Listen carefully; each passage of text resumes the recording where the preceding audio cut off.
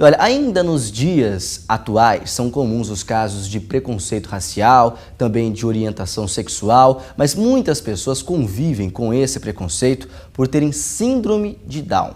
Muitas vezes isso ocorre, aliás, quase todas as vezes, não é pela falta de conhecimento sobre o que é a síndrome de Down. E para falar sobre este assunto, nós recebemos ao vivo aqui no nosso estúdio a psicóloga Laís dos Santos Correia, que atua na APAE de Araçatuba. Laís, boa tarde, tudo bem? Boa tarde, Flávio, tudo bem?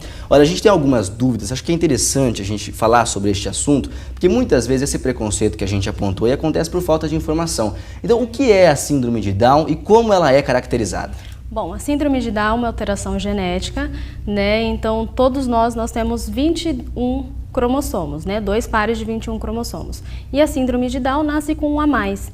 Isso que desenvolve as características, por isso que eles são todos parecidos, tá? E assim, a cada 600 nascidos no Brasil, um nasce com a síndrome, né? Porém, mesmo que eles tenham a mesma aparência física, né? Cada um tem a sua individualidade, o seu potencial, diferente de cada um. Então é uma doença, uma síndrome congênita. Congênita. Não é adquirida. Não é adquirida, isso, não é adquirida. Agora, hoje, qual é o maior desafio enfrentado por familiares e profissionais, inclusive você, né? Pessoas que lidam diretamente com pessoas que têm síndrome de Down? No início, para o familiar, eu acredito que seja a questão assim, quando a família tem um bebê, ela planeja, né? Tem todo um planejamento quando tem a gestante. A partir do momento que nasce, não nasce uma criança aparentemente normal, saudável, né? A família acaba tendo um pouco assim de dificuldade para aceitação. Porém, quando tem muita informação, né, os pais buscam informação com um médico, com um psicólogo, com alguém que conheça sobre o assunto, acaba diminuindo, né, essa expectativa que às vezes os pais acreditam que eles não vão poder ter uma vida normal, né, por conta da síndrome. Isso acaba não sendo verdade. Eles podem ter um bom desenvolvimento junto com as terapias, né, fazendo acompanhamento médico, psicológico, terapêutico, né? Tem um desenvolvimento tranquilo, um desenvolvimento normal. E a síndrome de Down, ela pode ser detectada no pré-natal? Pode. No pré-natal, porque como essa mutação acontece logo no início da gestação, então pode ser detectada no pré-natal, sim. Agora, Laís, a nossa equipe em Presidente Prudente preparou uma reportagem exatamente sobre essa relação, né, da pessoa que tem síndrome de Down com a família. Nós vamos conhecer famílias que enfrentam vários desafios para criar filhos com a síndrome. E geralmente essas histórias, gente, são lições de vida. Não é mesmo, Marcelo Casagrande? Realmente, Flávio, são histórias emocionantes. Nossa equipe foi conhecer 2 mães que enfrentaram grandes desafios para criar os filhos nos primeiros meses de vida. Hoje, eles são o orgulho da casa. Uma história de amor de emocionar. A diferença está no olhar. Sincero e carregado de carinho quando encara a mãe. Ana Cláudia foi de uma gravidez inesperada ao desespero de ver o filho recém-nascido numa UTI. Foi bem difícil, foi bem complicado, foi uma fase bem conturbada. Mas hoje, graças a Deus, ele está bem e agora é só saúde. As complicações, em boa parte, foram por causa da síndrome de Down. Mas nada disso abalou o sentimento da mãe. Deixar o trabalho como auxiliar de escritório para cuidar do filho não foi nenhuma dificuldade. Uma fortaleza que define palavras com sorrisos. Significa amor, uma entrega completa. Só requer um pouco mais de cuidado na questão motora, essas outras coisas. Eles ficam um pouco mais doentes, que eles têm a imunidade um pouco menor, mas é um cuidado normal, como qualquer outra criança.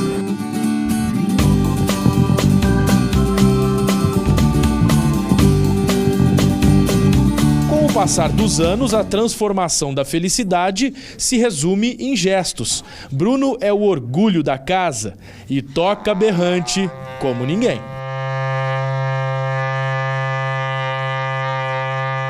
Nascido há 19 anos, é o único filho da Ana Maria. Na época, a notícia de que o menino era portador de síndrome de Down foi como um choque. No começo é assim, você procura o chão e não acha. Mas depois a gente vai procurando informação e a gente vai vendo que não é. e que eles são muito inteligentes, têm muita capacidade. Mas coração de mãe não se engana.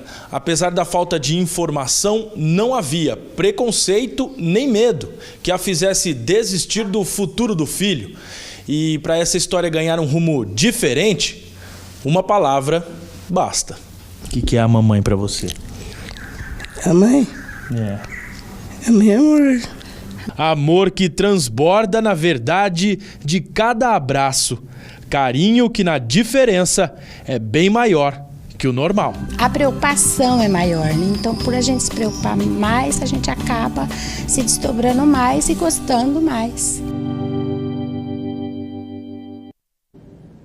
O importante realmente é ser feliz. E conversando, tive a oportunidade de conversar com essas duas mães no momento da produção da matéria, e a gente percebe o seguinte: elas têm um amor incondicional por essas crianças. A dona Ana Maria diz que o Bruno dela é o grande xodó da vida dela, largou tudo para conseguir criar o filho e está vendo hoje ele, com esse desenvolvimento, ele tendo os resultados que ela espera. As duas me disseram a mesma coisa, não fazem planos para o futuro, apenas buscam a felicidade, e isso realmente é importante. Quero fazer uma pergunta lá para o pessoal em Araçatuba pelo seguinte: a gente sabe que a pessoa com síndrome de Down pode ter uma vida, às vezes, com algumas limitações.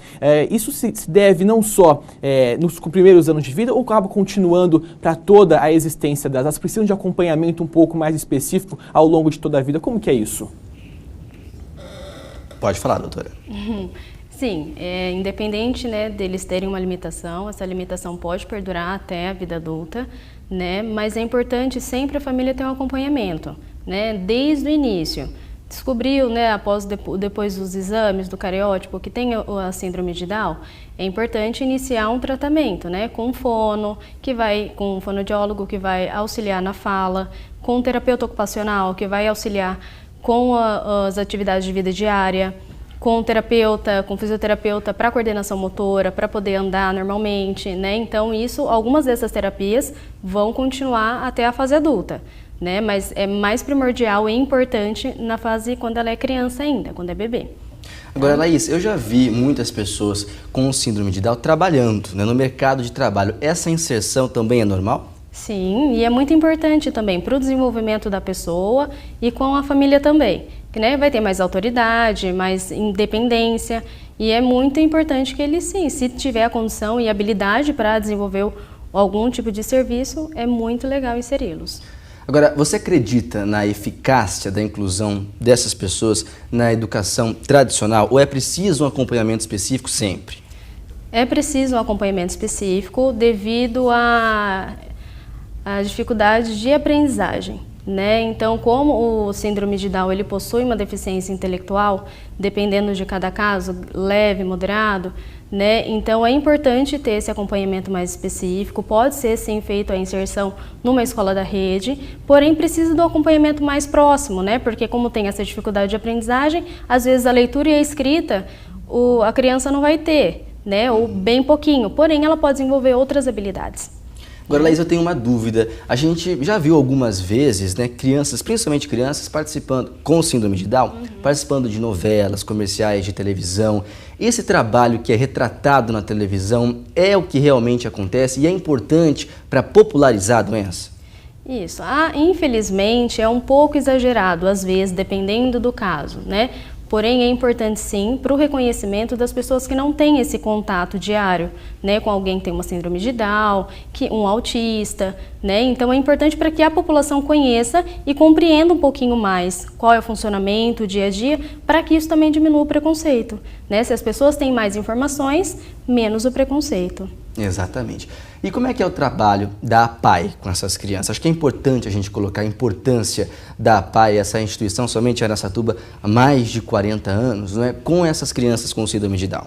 Sim, desde o início, né? Quando a família descobre, eles já nos procuram para iniciar o tratamento que a gente oferece na instituição, né? Então nós oferecemos o tratamento com fonoaudiólogo, terapeuta ocupacional, fisioterapeuta, psicólogo, assistente social. Então a gente faz o contato com a criança e com os familiares também. Depois tem a fase da escolaridade, né, que tem a educação, tanto a parte acadêmica quanto a atividade de vida diária, que é aprender a limpar uma casa, cuidar do seu quarto, e a atividade de vida prática também, que é cuidar, tomar banho e tudo mais, né? E tem o contato com a família, né, que a gente também desenvolve para ter essa proximidade, para tirar dúvidas e fazer o acompanhamento mais próximo. Ok, eu conversei com a Laís dos Santos Correia, que é psicóloga, trabalha na PAI também. Ô Laís, muito obrigado, viu, pela sua participação. Acho que é importantíssimo a gente falar sobre síndrome de Down para desmistificar alguns conceitos que às vezes a gente tem e que são preconceitos, né? Muito obrigado. Obrigada a vocês, viu? E o Bruno também, que apareceu na reportagem com o berrante, você deu show,